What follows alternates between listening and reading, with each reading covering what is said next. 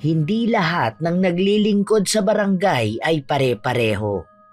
May mabait, matulungin at maaasahan katulad na lang ng Lolo Lucio ni Isha. Pero meron din namang may masamang ugali, matapang at umaastang nakakaangat sa iba na kagaya ng dating nakalaban sa pagiging kapitan ng matandang lalaki. Ngunit ang pagiging matulungin ng kapitan ay inilagay siya sa alanganin. Pinagkaisahan siya para maipakulong at mapatanggal sa posisyon. Sa kanyang pagkakakulong ay nadiskubre din ni Isha kung sino nga ba talaga ang nasa likod ng nangyari.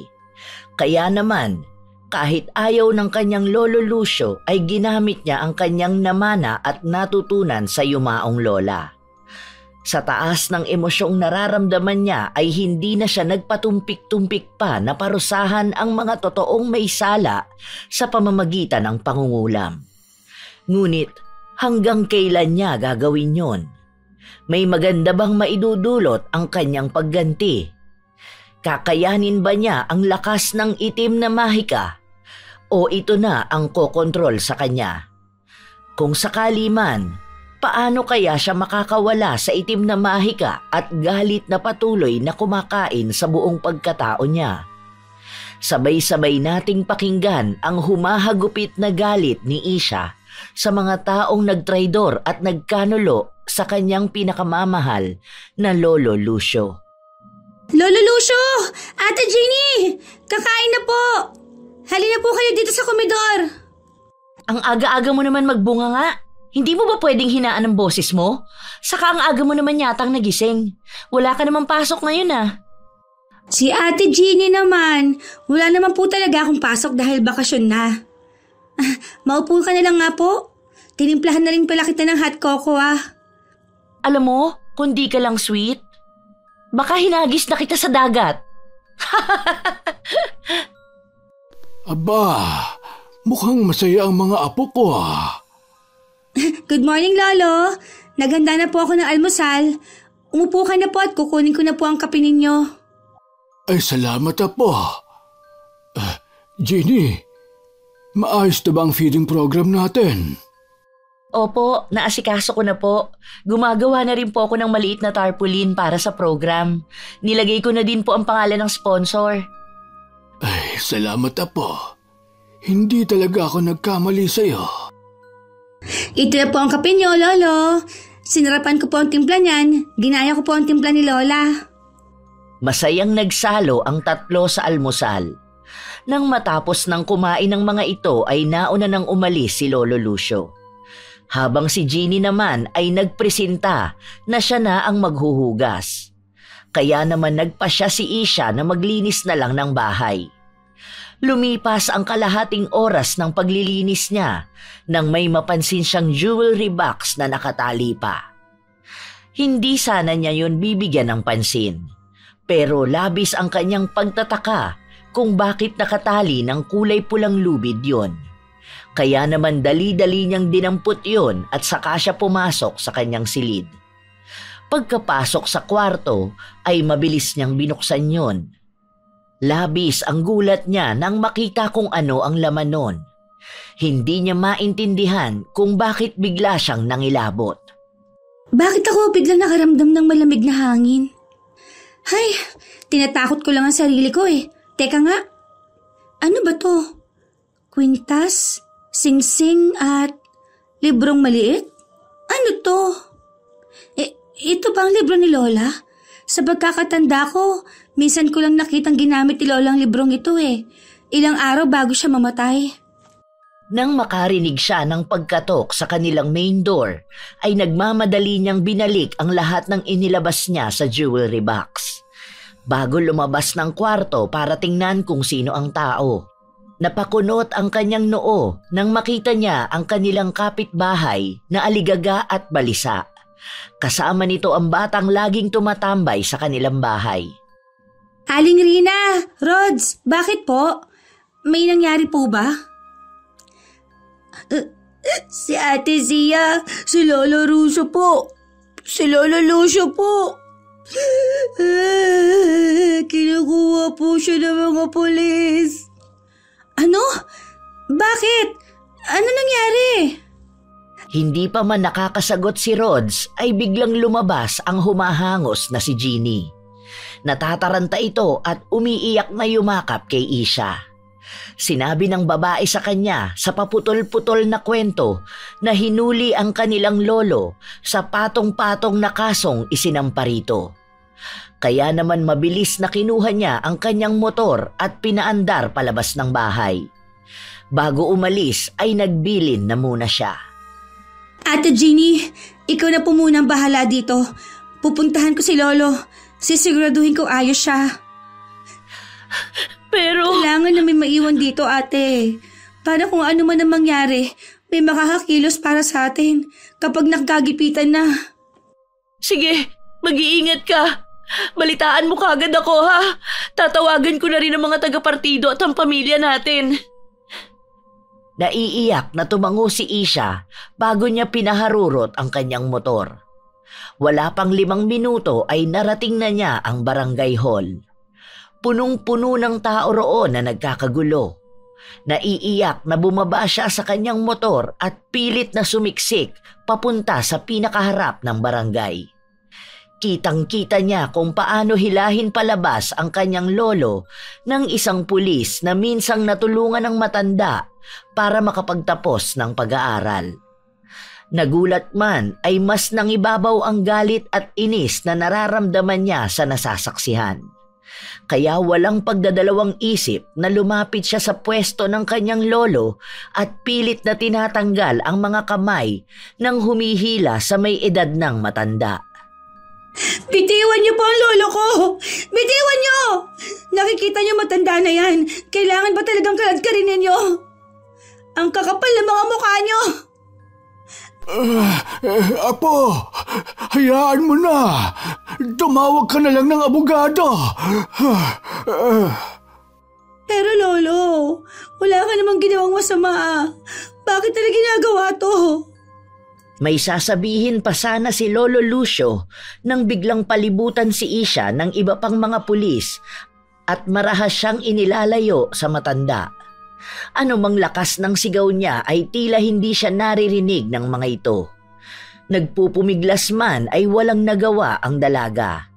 Kaya naman hindi na niya napigilan ang paghila kay Lolo Lucio at sa pagsakay dito sa mobil. Mas lalo pa siyang nasaktan nang marinig ang mga pinagbubulungan ng mga taong naroon ang kanyang lolo na walang ibang ginawa kung hindi ang tumulong. Ito ba? Ito ba ang isusukli ninyo sa lahat ng tulong na binigay niya sa inyo? Ilan ba sa inyong pinag-aral niya ang anak? Alam niyo ba na galing sa sariling bulsa niya ang lahat ng tulong na binibigay niya sa inyo? Mga wala kayong utang na loob. Ang kakapal na mga pagmumukha niyo. Lahat ginawa ni Lolo para lang matulungan kayo. Tapos ganito, karmahin sana kayo. Yun naman ang dinatna ni Jeannie. Mabilis na nilapitan niya si Isha at niyakap ito ng mahigpit. Nang humiwalay sa pagkakayakap ay inaya na niya ang dalaga na sumunod sa presinto kung saan dinala si Lolo Lucio. Sinabi na rin niya na nakatawag na siya ng abogado. Masama ang loob na sumama na lang siya sa ate Jeannie niya. Hindi na rin siya nito pinayagang magmaneho ng motor. Ako na ang magdadrive. Alam kong emosyonal ka pa, pero kailangan mong kalmahin ang iyong sarili. Hindi gugustuhin ni Lolo na makita kang ganyan. Kaya pakiusap, magpakatatag ka. Andito si ate at handa akong alalayan ka, ha? Sorry ate. Hindi ko napigilan ang mga pulis. Ang mga pulpul na pulis na yon. Walang utang na loob. Lalo na yung Alvarez na yan. Hindi man lang niya naisip na hindi naman niya mararating ang kinalalagyan niya ngayon kung hindi dahil kay Lolo. Ang kapal na mukha niya. Hindi lahat ng nagawan mo ng mabuti ay tatanaw ng utang na loob. Minsan sila pa ang dahilan para mapahamak ka. Dahil alam nilang mabait ka. Kaya alam nilang mapapatawad mo sila kahit na magkamali sila sa'yo. Hay, sumakay ka na. Baka mamaya kung mapano si Lolo sa presinto. Sakay ng motorsiklo ay binaybay nila ang palabas sa kanilang barangay papunta sa bayan kung nasaan ang presinto. Mahigit kalahating minuto rin ang biniyahe nila bago nila narating ang harapan ng police station. Nang huminto ang motor ay kaagad na bumaba si Isha at patakbong pumasok sa loob. Pagpasok pa lang niya ay sinalubong na siya ng isa sa mga kakilala niya roon na kabarangay din niya. Malungkot na sinamahan siya nito papunta sa isang silid kung nasaan ang kanyang lolo. Pagkakita niya sa matanda ay halos lumipad na siya palapit dito. Nang makalapit ay niyakap niya si Lolo Lucio. Kalmado pa rin ang matanda pero mababakasan ng lungkot ang mga mata at tinig nito na pilit na pinatatahan ang apo. Huwag ka nang umiyak, apo. Wala akong kasalanan. Kaya alam kong makakalaya rin ako. Tumahan ka na. Ang apo kong ito talaga, huwag ka nang mag-alala.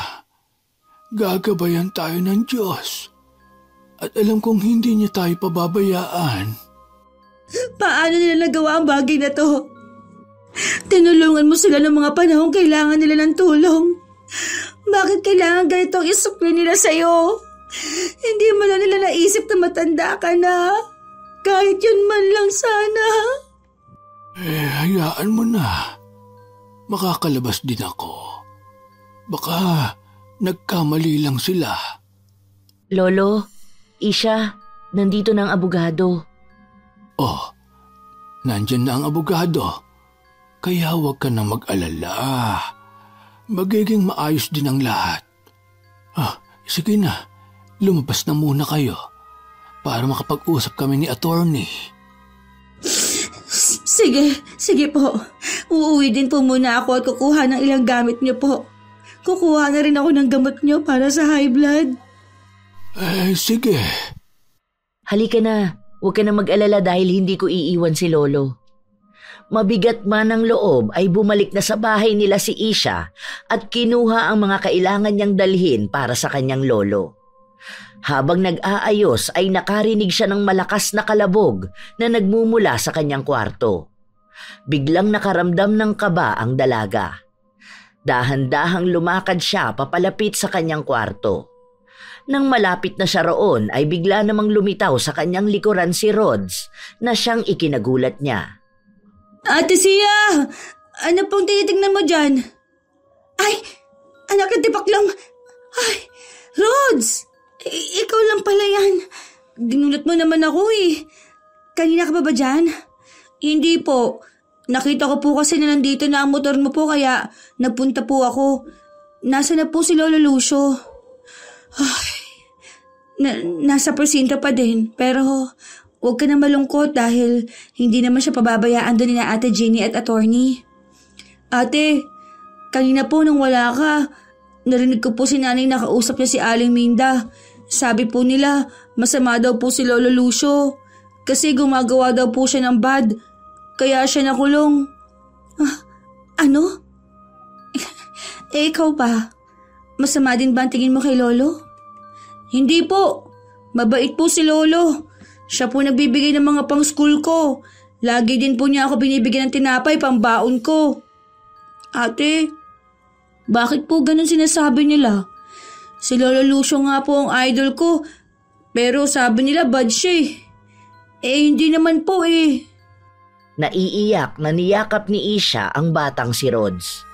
Dahil sa emosyong nararamdaman ay nakalimutan na niya ang tungkol sa narinig na malakas na kalabog sa kanyang kwarto. Lumipas ang mga oras at naiayos na rin niya ang mga dadalhin para kay Lolo Lucio.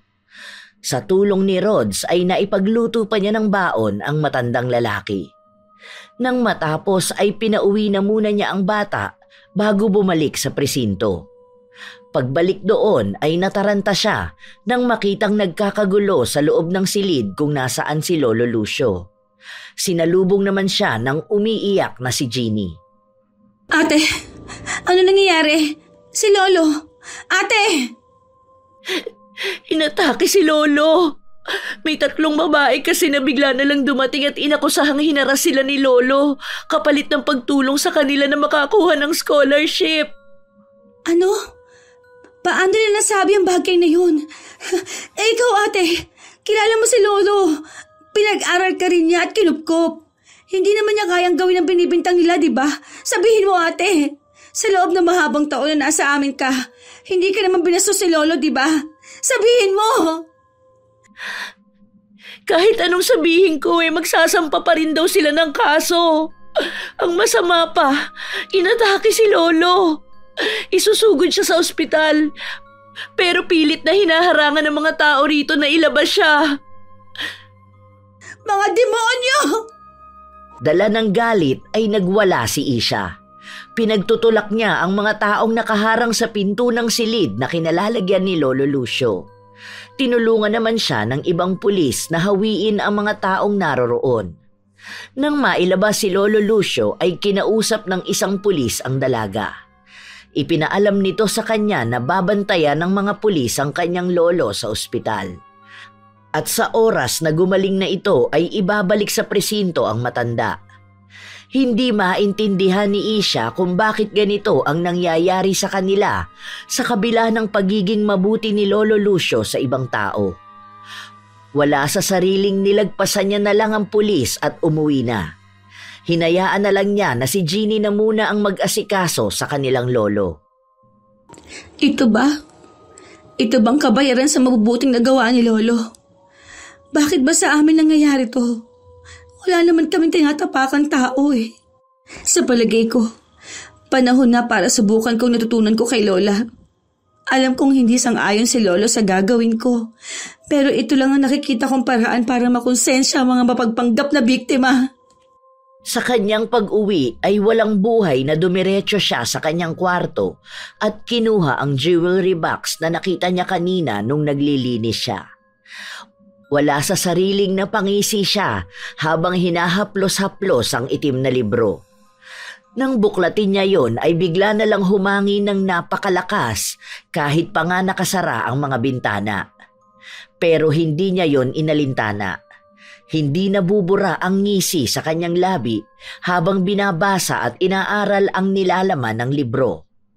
Hindi man niya naiintindihan ang mga salitang nakatala sa libro, ay parang gripong nakabukas naman na pumapasok sa kanyang utak ang ibig sabihin ng mga yon. Hanggang sa hindi na niya namamalayang nakatulog na pala siya. Kinabukasan ay isang malakas na katok mula sa bintana ang gumising sa kanya. Pupungas-pungas na bumangon siya at tinungo ang bintana. Rods? Ay, ang aga mo naman mangapit bahay. Nag-almusal ka na ba? May dala po akong pandesal. Sasabay po ako mag-almusal sa'yo, Ate Zia. Sige. Sagdali Bubuksan ko ang pinto sa likod. Doon ka nila maghintay. Dali-dali namang tumakbo si Rods papunta sa likod bahay kung nasaan ang dirty kitchen nila Isha. Pupungas-pungas namang lumabas ng kanyang silid ang dalaga at napapakamot pa ng mata papunta sa likod na bahagi ng bahay. Sa kanyang pagbukas ng pinto ay bumungad sa kanya ang batang si Rods na may malaking ngiti sa labi. Napabuntong hininga na lang si Isha at pinapasok ang bata. Good morning, Ate Zia! Morning. Anong gusto mong almusal? Milo lang po tsaka gatas. Tapos, sasausaw ko po sa pandesal. Sure ka? Ayaw mo ng hotdog o kaya naman tosino? Umiling lang si Rods at saka umupo sa upuang nasa harap ng lamesa. Habang ang dalaga naman ay nag-init na ng tubig. Nang maisalang na ang tubig ay inihanda na din niya ang 2 tasa kung saan niya titimplahin ang kanyang kape at ang Milo ni Rods. Ilang minuto lang ay kumulo na rin ang tubig. Nang makapagtimpla na ay binitbit na niya ang kanilang inumin. Pagkababa niya ng tasa sa lamesa ay umupo siya sa tapat ng batang tuwang-tuwa na naglalabas ng pandesal. Habang ang dalagang si Isha naman ay nakatulala lang at hinahalo-halo ang kanyang kape. Nang mapansin niyo ni Rods ay kinuha na niya ang atensyon nito. Ate, ayos ka lang po ba? Kanina ka pa po naghahalo ng kape. Aha, ayos lang ako. Nag-aalala lang ako kay Lolo eh. Kumain ka na nga lang ng kumain. Ate, narinig ko po si nanay eh. Sabi niya, nakausap na daw po si Ate Jean. Sabi daw sa kanya, kilala daw po niya kung sino ang umaaway kay Lolo Lucio. Kilala na niya? Paano? Kailan mo narinig yan? Kahapon po. Bago ka po niya puntahan. May kausap lang po siya sa cellphone tapos sinabi na po niya kay nanay yon. Bakit kayo mo lang sinabi? Hindi ko po kasi maintindihan eh. Pero narinig ko po kanina ulit kay nanay. Nagkukwento po siya kay tatay eh. Ganun ba? Kumain ka na ng kumain ha? Nang matapos mag-almusal ang dalawa ay inutusan ni Isha ang bata na kumuha ng mga kahoy sa bakuran lang din nila Lolo Lucio. Pinaipon niya yon sa isang bahagi sa likod na may kalayuan sa bahay. Hindi naman nagtanong ang bata tungkol doon. Nang magsimula na si Rod sa utos sa kanya ni Isha, ay pumasok muli ang dalaga sa kanyang kwarto. Pagkapasok pa lang ay kaagad na niyang tinawagan si Jeannie. Ilang ring lang ay sumagot na ang babae. Isha, anong oras ka pupunta dito? Hinahanap ka ni Lolo. Ate, kilala mo ba lahat na nagsasampa ng kaso kay Lolo? Ha? Bakit mo natanong? Hindi ito ang tamang oras para dyan. Kung hindi ngayon, kailan ko pa malalaman kung sino ang mga traidor? Ate please, gusto ko lang malaman kung sino-sino mga traidor sa atin. Ay, sige. Isa si Karen eh. Taimtim na nakikinig si Isha sa bawat pangalan na binabanggit ni Jeannie. Napapapikit na lang siya sa sobrang pagkadismaya. Dahil bukod sa kalaban sa politiko ng kanyang lolo, ay marami din sa natulungan nito ang nagsampa ng kaso. Dahil din doon ay nabuo na ang kanyang desisyon. Wala na siyang pakialam kung magalit ang kanyang lolo sa kanyang gagawin. Pero sisimulan na niya ang pagpaparusa sa mga taong traidor mamayang gabi. Nang matapos ang kanilang pag-uusap ay kinuha niya ang itim na libro. Maging ang kwintas at singsing ay inilabas din niya. Plano niyang suotin yon mamayang gabi pag nagsimula na siya sa kanyang gagawin. Sa ngayon ay pag-aaralan na muna niya ang mga ritual na isasagawa niya. Pasensya ka na po, Lolo Lucio. Pero katulad nga na sabi mo noon, ako ang pasaway sa amin ni Ate Jeannie. Kaya ipapakita ko sa mga walang utang na traidor kung gaano ako kapasaway. Ipaaalam ko sa kanila na kung gaano kakabait, siya namang sama ko. Sisiguraduhin kong pagsisisihan nilang ginawa nila sa'yo, Lolo. Hindi ako papayag na tatapak-tapakan lang nila tayo. Nang sumapit ang gabi, sa ilalim ng bilog na buwan ay sinimula na ni Isha ang kanyang balak. Binuhusan niya ng gasolina ang mga nakatambak na kahoy at saka ito sinindihan. Nang magliyab na ang apoy ay itinaas niya ang kanyang kamay. Pinikit niya ang kanyang mga mata bago umusal ng isang dasal na parang ibinubulong niya sa hangin. Tila naintindihan naman yon ng kanyang paligid dahil bigla na lang nag-ingay ang iba't ibang panggabing insekto, mga huni ng hayop at maging ang malakas na hampas ng hangin na parang sinasabayan siya. Sa bawat pagbigkas niya ay siya ring pagningas ng apoy sa kanyang harapan. Nang matapos niya ang pag-usal ng dasal, ay inilabas niya ang papel kung saan nakasulat ang mga pangalan ng ilan sa mga nagsampa ng kaso sa kanyang Lolo Lucio. Napangisi pa siya habang tinititigan yon. Lintik lang, walang ganti. Sisiguraduhin kong maghihirap kayo. Kahit ang doktor, hindi kayo magagamot sa gagawin ko.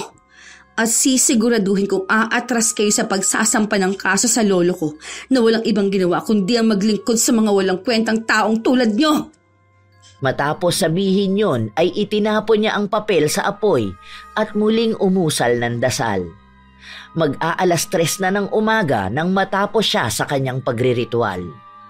Baon ang malaking ngiti sa kanyang labi ay tinungo na niya ang kanyang kwarto para matulog.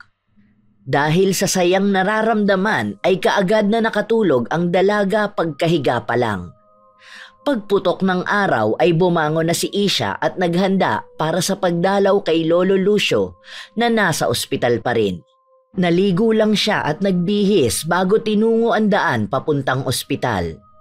Ilang minuto lang ang biniyahe niya gamit ang kanyang motorsiklo bago narating ang patutunguhan. Pagka-park pa lang niya ng kanyang motorsiklo ay natatanaw na niya sa harapan ng ospital ang mga taong natataranta sa pagpasok. Nakilala niya pa ang ilan sa mga yun. Good luck sa inyo.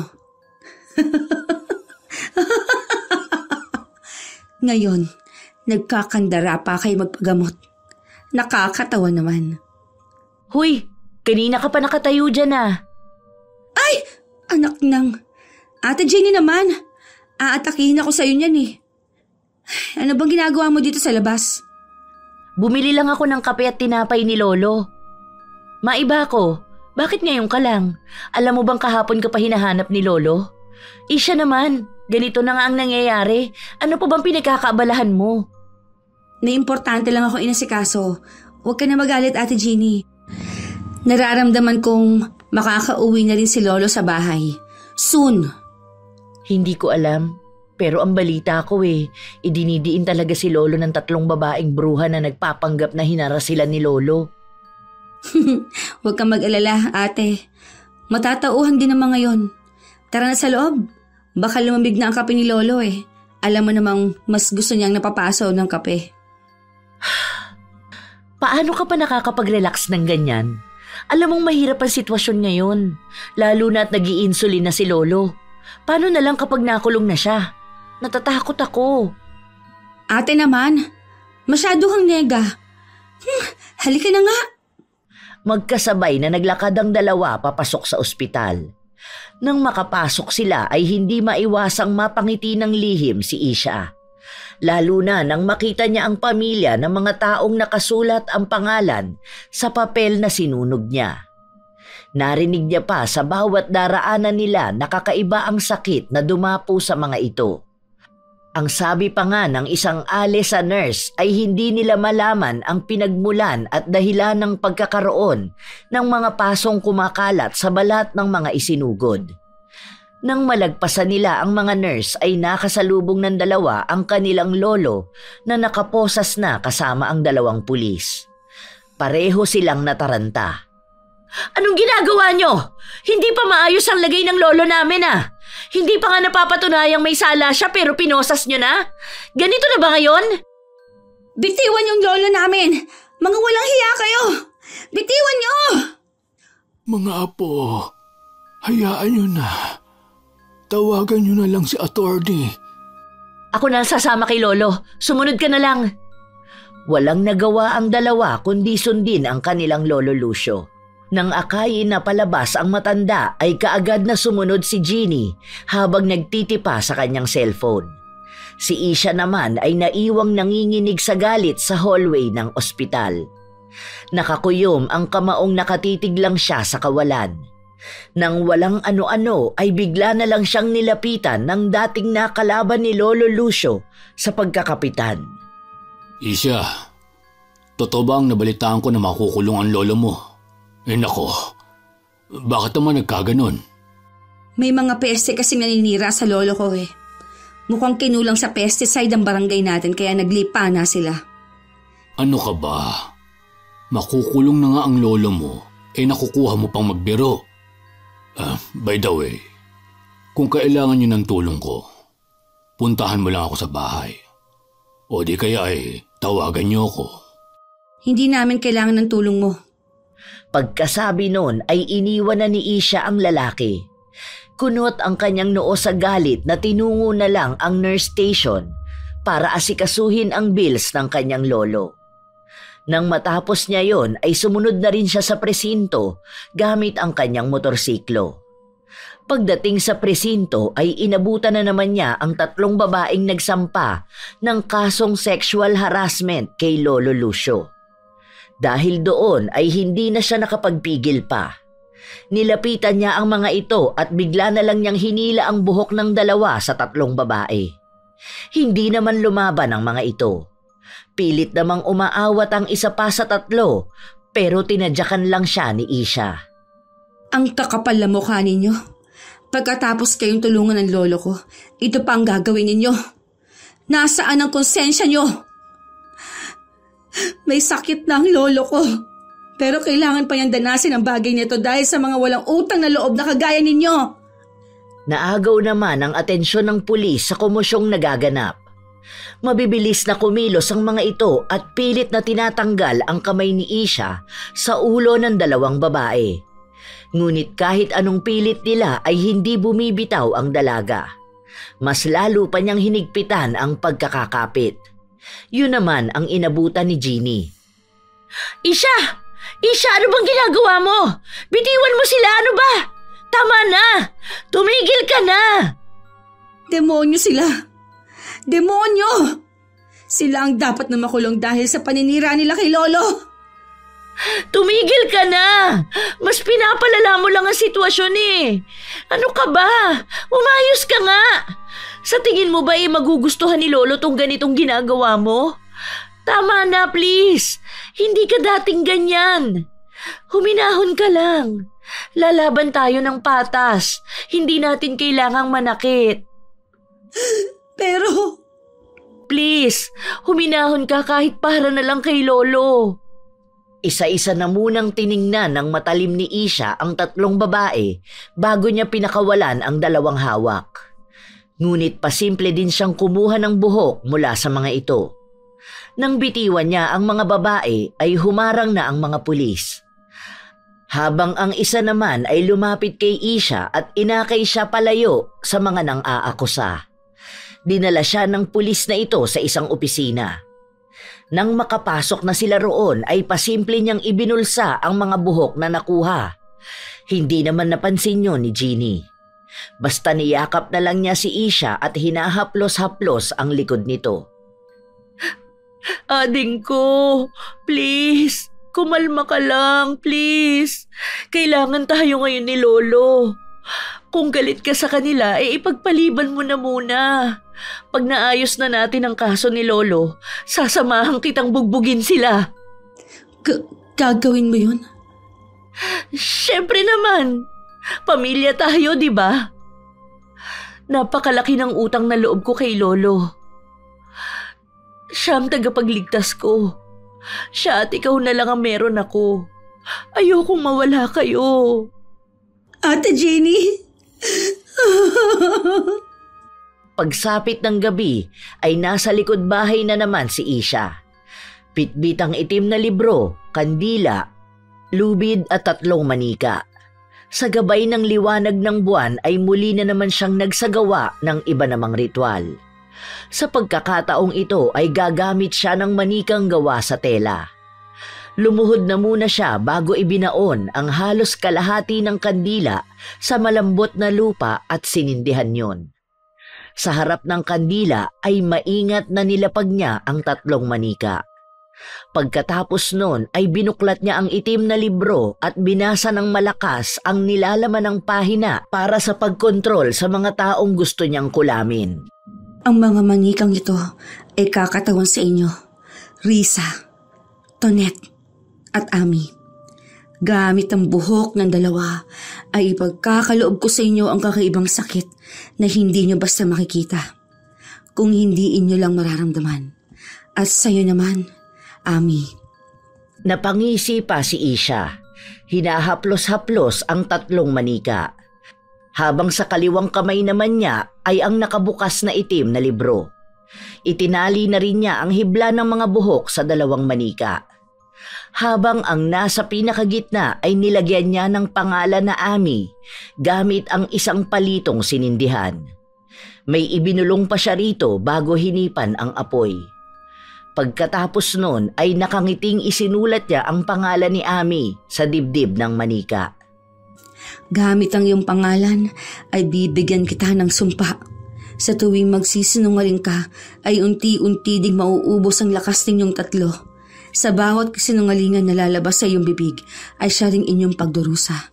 Hindi lang panghihina ang inyong mararamdaman, kung hindi makakaramdam kayo ng init na nagmumula sa loob ng inyong katawan. At para mapawi ang sumpang aking ipapataw, ay kailangan ninyong sabihin ang lahat ng katotohanan patungkol sa kasong inaakusa ninyo sa lolo ko.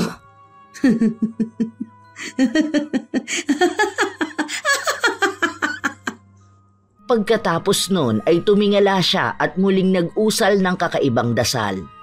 Sinabayan naman yon ng langit ng pagkulog at pagkidlat. Nang matapos ang kanyang ginagawa ay nagbalik na siya sa kanyang kwarto. Humiga siya sa kanyang kama na may malaking ngiti sa kanyang labi. Sa kanyang pagpikit ay siya namang pasok ng isang anino ng babae mula sa isang gilid. Dahan-dahang lumapit ito sa nakahigang dalaga. Minasdan ang payapang natutulog at sumingaw ang nakakakilabot ng ngiti sa kanyang labi. Kinabukasan ay magaan ang pakiramdam ni Isha na bumangon. Hindi niya mawari ang sayang nararamdaman niya ng mga sandaling yun, sapagkat alam niyang tatalab ang kanyang isinagawang dasal sa mga ito. Nabura lang ang kanyang ngiti nang makarinig siya ng mga nag-uusap sa kanilang bakuran. Ate Jeannie? Karen paano nag-uusap sila? Maingat na lumapit sa may bintana ang dalaga at bahagyang sumilip. Kitang-kita niya na magkayakap ang dalawa. Naririnig din niya ang pag-uusap ng mga ito tungkol sa nangyayari sa kanyang lolo Lucio. Nagwagi tayo. Ngayon ay sigurado na ang aking pagkapanalo sa susunod na eleksyon. Akalain mo, hanggang ngayon ay hindi ka pa din nila pinagdududahan. Wala silang kaalam-alam na ikaw ang nanakot sa 3 babae para kasuhan ng pobreng matanda.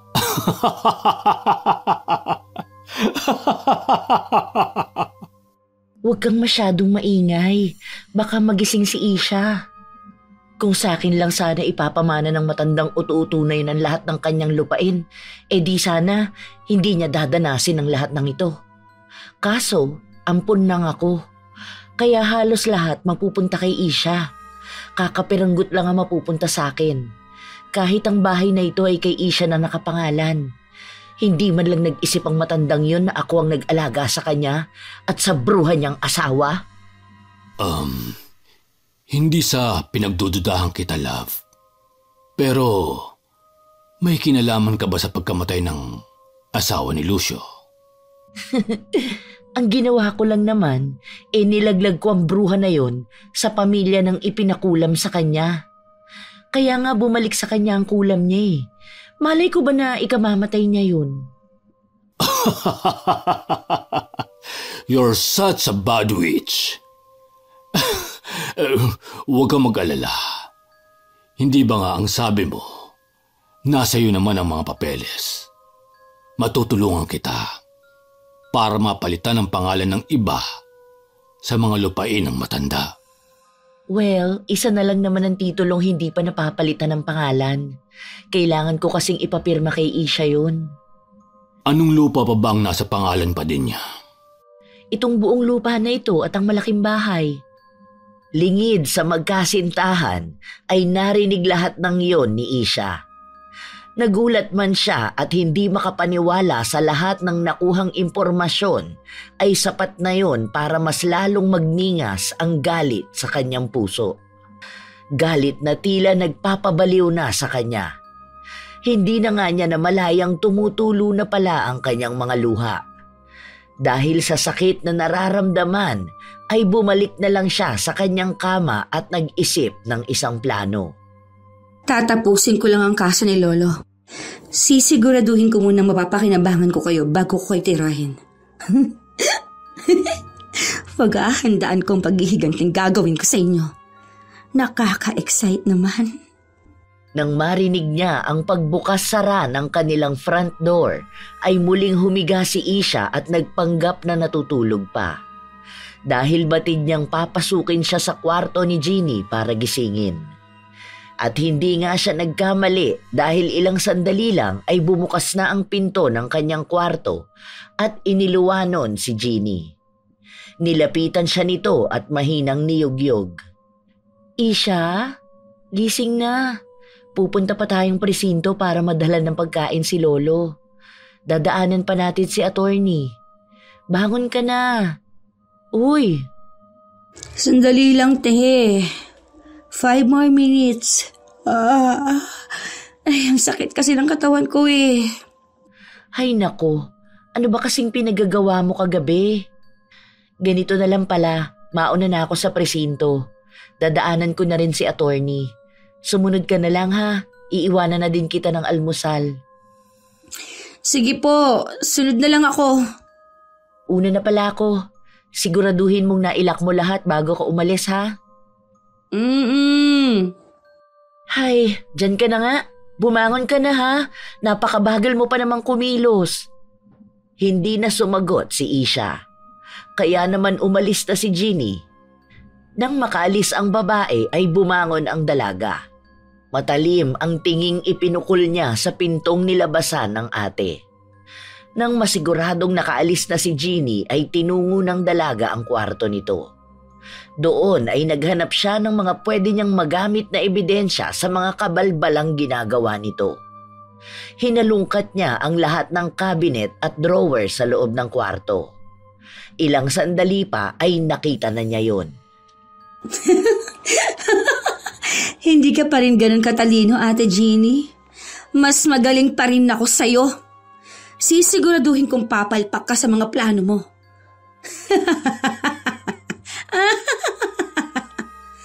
Bit-bit ang mga titulo ng mga lupain ay lumabas siya sa kwarto ni Jeannie. Dumiretso siya sa kanyang kwarto at inilagay yon sa kanyang bag. Pagkatapos maiayos ang gamit ay dumiretso na siya sa pagligo. Nang matapos ay pumunta siya sa bahay ng kanyang kaibigan na anak ng isang abogado. Nagpatulong siya sa mag-ama na maibalik sa kanilang pangalan ng mga lupain. Madali namang natapos ang pag-uusap ng mga ito nang malaman nilang peki lang ang lahat ng papel. Nakahinga naman ng maluwag si Isha dahil doon. Nang matapos na ang pag-uusap nila ng abogado at saka lang siya nagtungo sa presinto. Maraming salamat po, Tito. Ikaw na po ang bahala. Pupunta na po muna ako sa presinto. Aasikasuhin ko po muna ang kaso ni Lolo. Matapos makapagpaalam ay nagmaneho ng muli ng motorsiklo si Isha. Habang binabaybay niya ang daanan papunta roon ay kinakalma na rin niya ang kanyang sarili. Ilang sandali pa, narating na ng dalaga ang presinto. Pagpasok doon ay kaagad niyang nakita si Jeannie na kausap ang attorney ni Lolo Lucio. Bumuntong hininga muna siya bago nilapitan ito. Pagkalapit niya ay masaya siyang niyakap ng babae na labis naman niyang ipinagtataka. Bakit? Ano nangyari, ate? Umatras na ang 3 babaeng nagsampa ng kasong sexual harassment. Inamin nila na may nanakot at nagbayad lang sa kanila, kaya sila nagsampa ng kaso kay Lolo Lucio. Humihingi din sila ng tawad sa ating pamilya. Sa ngayon ay inaasikaso na namin ang pagpiyansa kay Lolo. Dahil wala namang legal case, piyansa na lang para makalabas siya. Pero hindi siya pwedeng lumayo hanggat ongoing pa ang investigation sa alleged cases na isinampa sa kanya. Talaga? Makakauwi na si Lolo? Thank you po. By the way, magkano ang piyansa na kailangan po nating ipunin? Bayad na ang piyansa ni Lolo Lucio. Inaasikaso na lang ang release niya. At saan naman ang galing ang pambayad, Ate Jeannie? Sa pagkakaalam ko, mababa ang 20,000 na piyansa. Tumulong si Karen eh. Okay. Alam kong hindi mo gustong ginawa kong hakbang, pero yun lang ang naisip kong paraan para mailabas na natin si Lolo eh.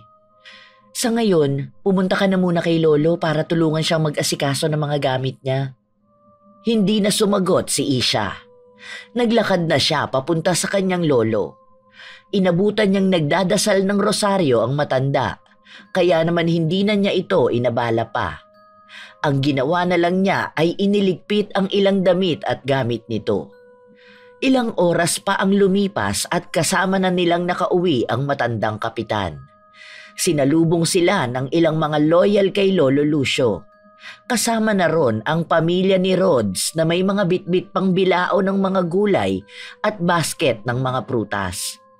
Masaya namang nilapitan ng matanda ang mga ito. Wow! Nako! Namiss ko to, Jeannie, Isha. Kunin niyo na ang mga ito. Madali kayo. Baka nangangawit ng ating kapitbahay. Lolo Lucio! Yay! Nakauwi na po kayo! Aba! Mukhang sobrang namiss mo ko ha. Opo, pwede po ba ako matulog dito mamaya? Gusto po kita makatabi matulog, Lolo Lucio. Aba, inunahan mo pa ako ha? Miss na miss ko po si Lolo kasi mas masarap po siya magtimpla ng Milo eh. Sige, tabi tayong matulog. Pero magpaalam ka din sa nanay at tatay mo ha. Halina kayo sa loob para makapagmerienda na tayo. Naunang pumasok si Lolo Lucio. Kasunod niya ang kanyang mga bisita at nahuli naman sina Jeannie at Isha na may bitbit ng mga bagay ng kapitbahay. Dumiretso ang mga ito sa isang malaking kubo na nasa gilid lang ng bahay. Habang ang dalawang dalaga ay sa kusina dumiretso para maghanda ng merienda. Nang marating nila ang kusina ay pasimpleng tinabig ni Isha si Jeannie at nagpanggap siyang hindi yon sinasadya. Hindi naman pinansin ng babae ang ginawa ng dalaga. Pagkababa niya ng bilao ay kumuha na siya ng egg spread na nasa loob ng ref. Habang si Isha ay umalis naman at nagpunta sa katabi nilang tindahan para bumili ng soft drinks. Aling Mayet, tatlong 1.5 nga po na Coke, saka disposable cups po, yung 10 ounce. Tapos yung sukli po lollipop na lang para kay Rhodes. Nang makuha na ang kanyang binili ay dumiretso na siya sa kubo. Inabutan niya din doon si Jeannie na namimigay ng tinapay sa ilang bisita ni Lolo Lucio. Pagkababa ng kanyang mga binili ay kaagad niyang binuksan ang soft drinks at ipinaglagay ang kanyang lolo. Habang nagmemeryenda ay panay lang kwentuhan ang mga bisita at ang matanda. Kaya naman nagpa siya si Isha na pumasok sa kanyang kwarto. Sa kanyang pagpasok ay bigla na lang siyang nanghina. Kaya nahiga siya sa kanyang kama at umitlip. Wala pang ilang minuto ay bigla siyang napadilat. Nagulat pa siya nang makita niya ang kanyang lola na yumao na. Lola? Lola ko! Ay, sorry po! Sorry! Hindi ko po sanang gustong suwayin kayo ni Lolo pero hindi ko na kayang ginagawa nila. Sobra na sila. Naging mabuti lang naman sa kanila si Lolo. Tapos ganun ang gagawin nila. Isa pa si Ate Jenny. Ang kapal na mukha niya. Siya palang dahilan kung bakit kayo napahamak. Huwag ka po mag-alala. Ako na pong bahala sa kanya. Igaganti ko po kayo. Ngunit hindi sumagot ang kanyang lola. Bagkus ay naglakad ito palapit sa isang lumang drawer na hindi nagagamit ni Isha. Sinubukan ng matandang babae na buksan yon pero tumatagos lang ang kanyang kamay sa hawakan nun. Nakuha naman kaagad ng dalaga ang nais nitong sabihin. Kaya tatayo na sana siya nang bigla na lang siyang malaglag sa kanyang higaan. Dahil doon ay nagising siya sa kanyang pagkakatulog. Aray! Anak ng tipaklong! Ay! Lola? Lola? Nasaan ka na? Totoo ba yun? Nanaginip lang yata ako. Pero ano kayang ibig niya sabihin? Sandali nga. Ano kayang ibig niya sabihin? Tama! Yung lumang drawer! Nagmamadaling nilapitan niya ang drawer at mabilis na binuksan yon. Labis ang kanyang pagtataka nang makita niya roon ang larawan ni Jeannie na nakatali sa isang kahoy. Hindi mawari ni Isha kung ano ang nais iparating ng kanyang yumaong lola. Kinuha na lang niya yon at pinagmasdang mabuti. Sa isang iglap ay bigla na lang pumasok sa kanyang isipan ang eksena kung saan nag-uusap sina Jeannie at Karene. Napangisi naman siya at buo na ang kanyang loob na isagawa na ang kanyang plano para kila Karene at Jeannie. Dumating na ang tamang pagkakataon. Panahon na para kayo naman na magbayad. Sa palagay ko, tinutulungan ako ni Lola na parusahan ka, Ate Jeannie. Humanda ka na. Nahinto lang siya nang makarinig siya ng malalakas na pagkatok. Dali-dali naman niyang itinago sa ilalim ng kanyang unan ang kanyang nakuha sa drawer. Inayos pa niya ang kanyang sarili bago tinungo ang pinto para tingnan kung sino ang kumakatok. Pagbukas niya ay sumalubong sa kanya ang seryosong mukha ng kanyang lolo Lucio. Bigla siyang nakaramdam ng matinding kaba sa ekspresyon ng mukha nito. Lolo, bakit po? May iuutos po ba kayo? Kung ano man ang binabalak mo, huwag mo nang ituloy. Ano po bang sinasabi niyo? Ano pong balak? Kahit hindi mo aminin sa akin, nararamdaman ko na may masama kang balak na gawin. Nararamdaman ko din ang presensya ng iyong lola at alam kong konektado ito sa kanya. Apo, huwag mo nang ituloy. Huwag ka nang gumaya pa sa lola mo. Hindi ka ba natatakot sa karma? Lo, huwag po kayo mag-alala. Hindi ako lalagpas sa inaakala niyo po. Kailangan ko lang silang turuan ng leksyon. Masyado kanilang tinapakan. Sa ilang taon na naglingkod at tumulong kayo sa kanila, siniraan pa nila kayo. Napatawad ko na sila. Kaya patawarin mo na din sila. Sorry po, pero hindi ko kaya. Kung wala na po kayong sasabihin, magpapahinga na po ako. Patawarin mo na ang Ate Jeannie mo. Naging marupok lang siya at nagpapadala sa kanyang emosyon. Hindi naman niya sinasadyang gawin ang lahat, Apo. Alam niyo po? Paano? Ganon din naman po ang alam ninyo. Wala na po akong dahilan para ilihim pa ang galit na nararamdaman ko. Nagulat si Lolo Lucio sa kanyang narinig mula sa kanyang apo na siya na ang nagpalaki. Bago sa kanya ang nakikitang katauhan ng dalaga. Tila ba hindi na ito ang mabait, malambing at malambot ang pusong si Isha. Napaatras na lang siya nang titigan niya ang mata ng dalaga. Hindi niya maintindihan kung bakit parang ibang tao ang nakikita niya sa mga mata nito. Ngunit napakapamilyar sa kanya ng pakiramdam na yon. Nangilabot siya nang tangkain sanang hawakan siya ng apo. Magpahinga ka na, Apo. Baka pagod ka lang. Nahuli na yata ako. Po, nahuli saan? Wala. Huwag mo na lang akong pansinin, Apo. Mukhang ako yata ang pagod. Kaya magpapahinga na muna ako. Si Ate Jeannie mo na ang bahalang maghanda ng hapunan natin. Ayos ka lang po ba? Iyahatid ko na po kayo sa kwarto niyo. Hindi na. Kaya ko. Magpahinga ka na lang. Nagtataka man ay sinunod na lang niya ang sinabi ng kanyang Lolo Lucio. Lumipas pa ang mga oras. Nang sumapit na ang hating gabi ay muling lumabas si Isha ng kanyang kwarto at pumunta ulit sa likod bahay. Doon ay isinagawa niya ang ritual para kila Karene at Jeannie.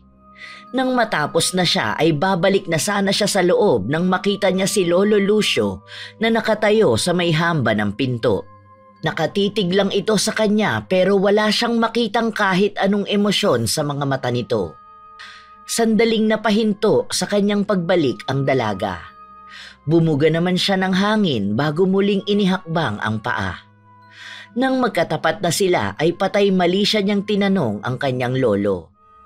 Lo, bakit po gusto pa kayo? Itinuloy mo pa rin talaga. Wala na akong magagawa pa. Pero sana lang, hindi ka magsisi sa huli. Pinaparusahan ko lang po sila. Hindi ko naman po sila papatayin.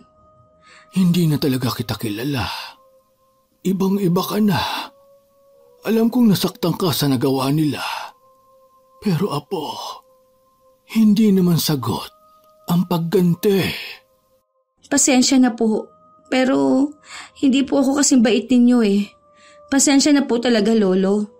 Matutulog na po ako. Hindi na hinintay pa ni Isha ang sagot ng kanyang lolo. Dali-dali na siyang naglakad papasok at nilagpasan ang matandang lalaki na nagpalaki sa kanya. Nang makapasok na siya sa kanyang kwarto, ay napasandal pa siya sa likod ng pinto at saka hinayaang bumagsak ang luha na kanina pa niya pinipigilan. Luha hindi dahil sa sakit, kundi dahil sa bigat na kanyang nararamdaman na siya rin ang may gawa. Bakit? Bakit ganitong nararamdaman ko? Ito naman ang gusto ko, di ba? Pero bakit? Bakit sa tuwing makikita ko ang lungkot sa mata ni Lolo dahil sa ginawa ko ay ang bigat-bigat? Isha, desisyon mo to kaya tama lang na tanggapin mo ang kaakibat na consequences. Nanlalambot na lumapit siya sa kanyang kama at basta na lang ibinagsak ang kanyang katawan. Doon ay ibinuhos niya ang lahat ng guilt na kanyang nararamdaman. Hindi na rin niya namalayan na nakatulugan na niya ang pagsisintimiento. Kinabukasan, nagising si Isha dahil sa malakas na sigaw na nagmumula sa kwarto ni Jeannie. Nagising man ay hindi siya bumangon kaagad dahil batid niya na umepekto na ang kulam na kanyang ginawa. Tama lang yan sa'yo. Mabaliw ka sa mga kalokohang ginawa mo sa pamilya ko. Good luck sa'yo. Siguradong ngayon, nagkakaroon ka ng hallucination. Pagsisisihan ninyo ang ginawa ninyo. Dinig na dinig pa ni Isha ang nag-aalalang boses ng kanyang lolo. Habang panay sigaw lang si Jeannie. Hindi pa sana siya tatayo, kaya lang ay tinawag siya ng kanyang lolo. Walang gana namang tumayo siya at lumabas ng kwarto. Inabutan niyang umiiyak si Jeannie sa bisig ni Lolo Lucio. Marami itong sinasabi pero wala siyang naiintindihan. Masaya ka na ba? Ito ba talaga ang gusto mo? Tignan mong mabuti ang ate mo. Tignan mo ang ginawa mo sa kanya. Parehas ko kayong apo. Kaya parehas ko kayong mahal. Alam mo bang nasasaktan ako sa nangyayari? Tama lang po yan sa kanya. Lalakad na sana papuntang banyo si Isha para maghilamos at magmumog nang bigla na lang tumakbo palapit sa kanya si Jeannie. Niyakap siya nito at umiiyak na parang bata. Nagpupumiglas naman ang dalaga. Pero sa higpit ng yakap nito ay hindi siya makawala. May mga sinasabi din ito na unti-unti nang naiintindihan ni Isha. Si Lola. Nandito si Lola. Isha, sabihin mo sa kanya na nagsisisi na ako. Hindi ko naman gustong mamatay si Lola eh. Hindi ko alam na ganun ang magiging kapalit ng ginawa ko. Please, tulungan mo na ako. Itago mo ako sa kanya. Nandito na siya. Kukunin niya ako, Isha.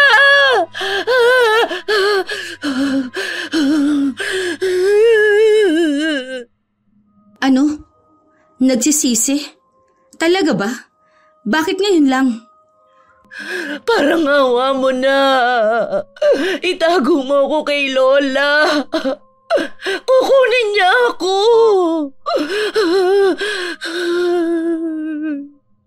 Nakita mo na ang ginawa mo. Masaya ka ba? Ngayon nakikiusap ako sa iyong muli. Baka pwede mo nang tanggalin ang ginawa mo sa ate mo. Parang awa mo na, apo. Kahit gustuhin ko man, ay hindi ko po kaya. Hindi ko alam kung paano.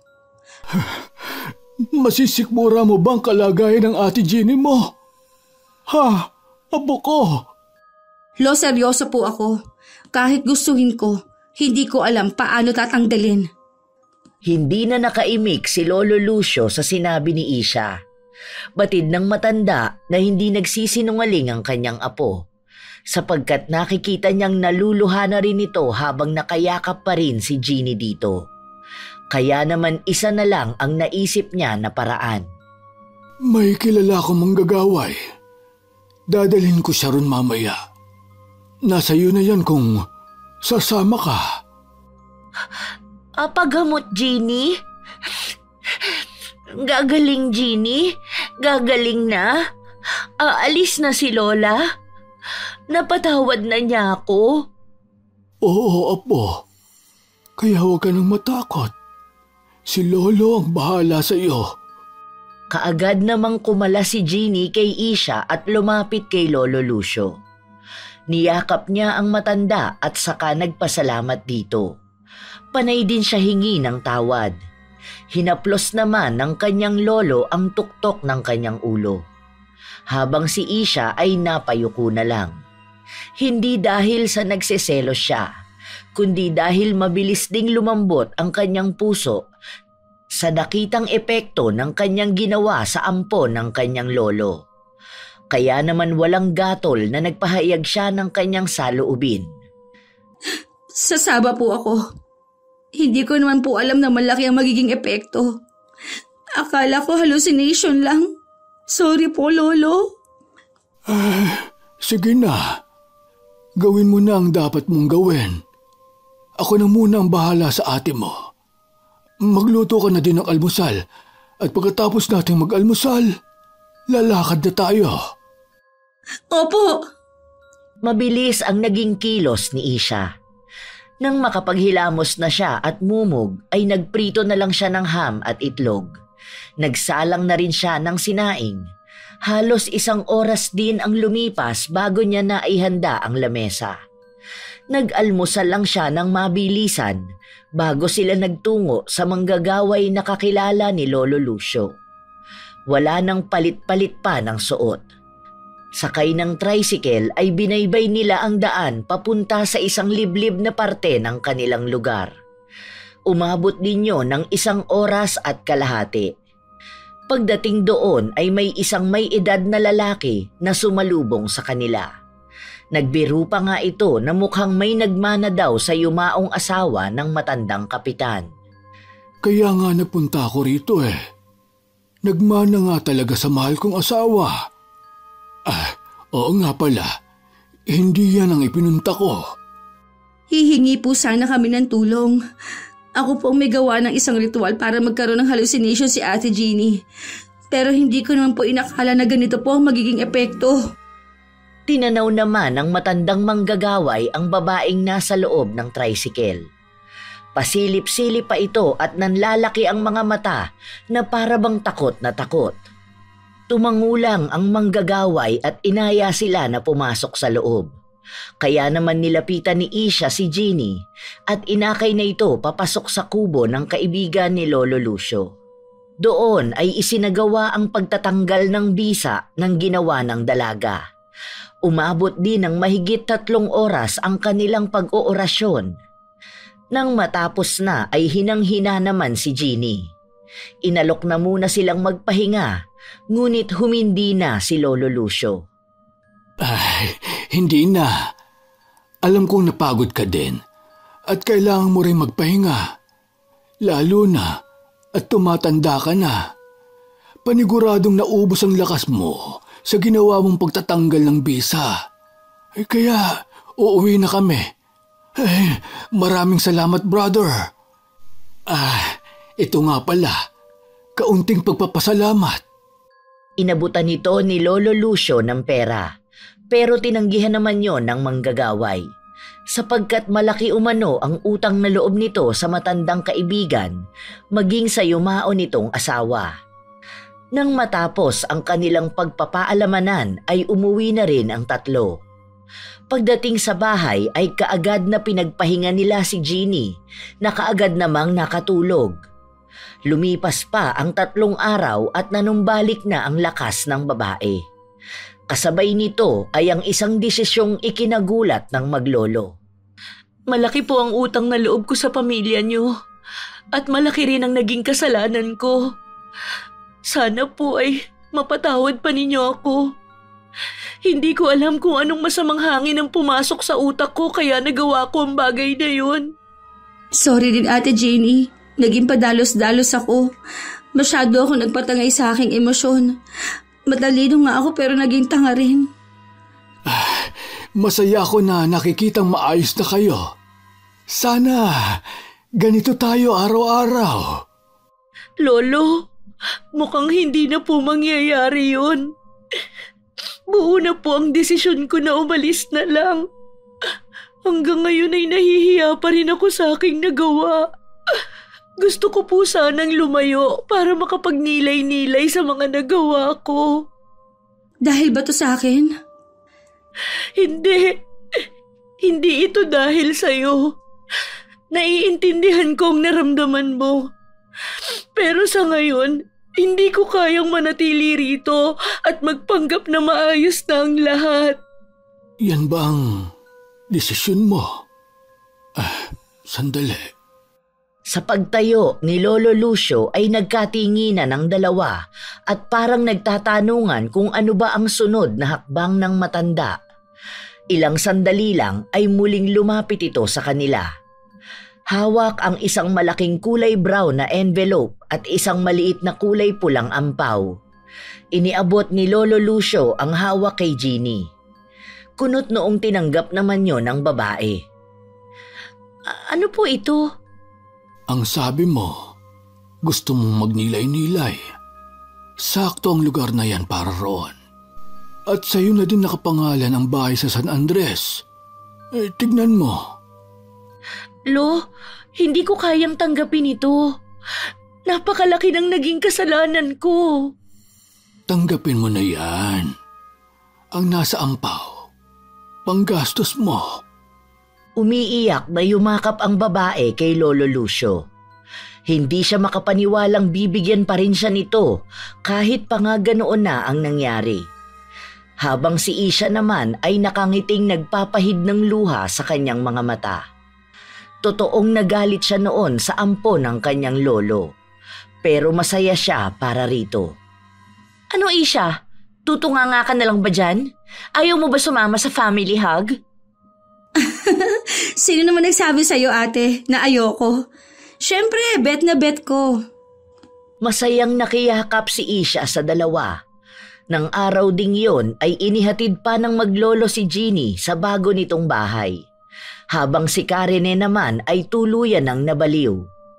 Inamin nito na siya ang may pakana ng lahat ng akusasyon kay Lolo Lucio.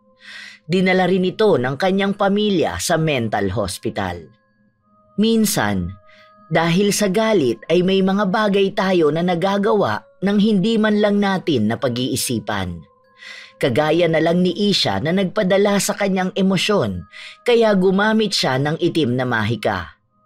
Wala namang magandang maidudulot sa ating buhay ang pagganti sa mga taong nagkasala sa atin. Magbibigay lang ito ng panibagong problema. Sa ating mga tagapakinig, ang istorya ni Isha ay nagpapaalala rin sa atin na sa kahit anong hidwaan ng pamilya, ito ay maaayos din. Sabi nga nila, hindi man lahat, pero ang pamilya, hindi ka bibitawan kahit ano pang mangyari. Mag-aaway, magkakatampuhan, pero laging nandyan ang pag-intindi, pagmamahal, at pagpapatawad.